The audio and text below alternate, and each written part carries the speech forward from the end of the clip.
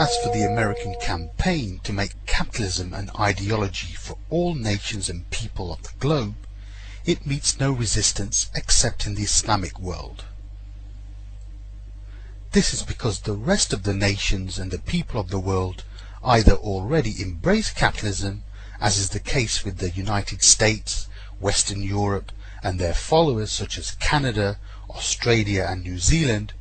or others like the states of what were once known as the Eastern Bloc, who have renounced socialism and started to mould their lives on the basis of capitalism.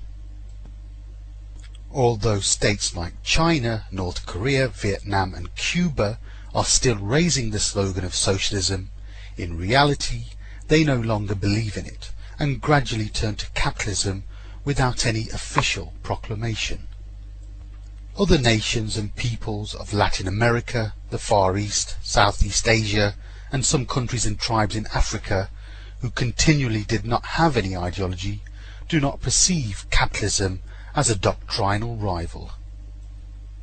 The Islamic Ummah is the only nation from amongst the non-capitalist nations which has an ideology which she embraces, despite the fact that currently she neither lives according to it nor conveys it to the world.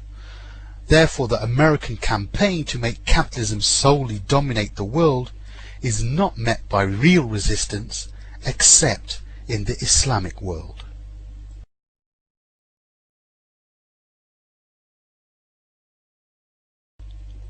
The Islamic Ummah began from the early 1950s to perceive her path for revival on the basis of Islam. It began to make moves to mould her life according to its basis, and look forward to save the world with it, despite the division which the kuffar created in her before and after the destruction of the Khilafah.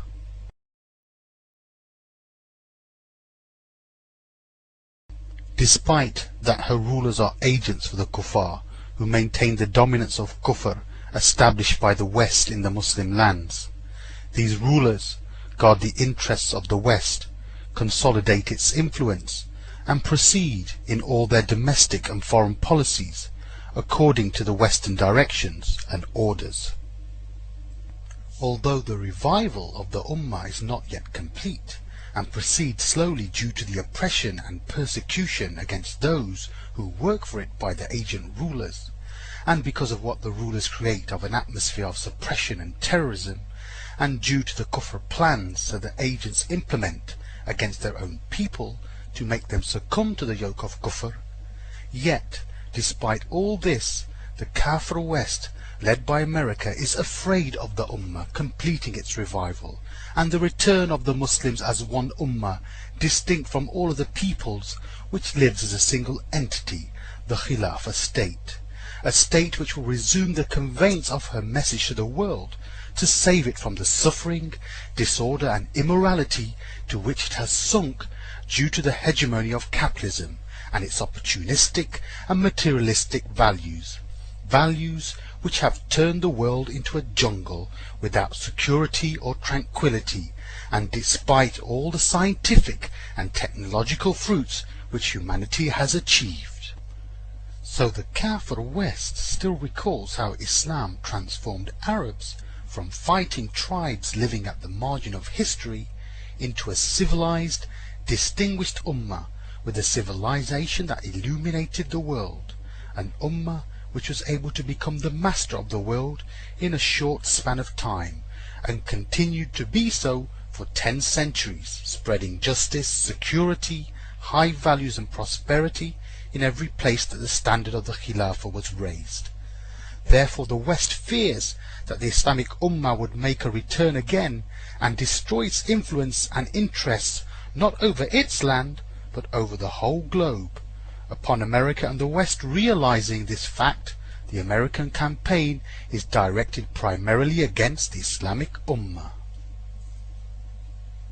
Although this campaign has other motives, such as the capitalist greed, the ambitious desire of America and the West towards the resources of the Muslim lands, the geographic and strategic advantages of these lands, and the fact that they constitute a huge market for the products of the West and are a source for the raw materials necessary for its industries, as well as its huge oil reserves vital for its life.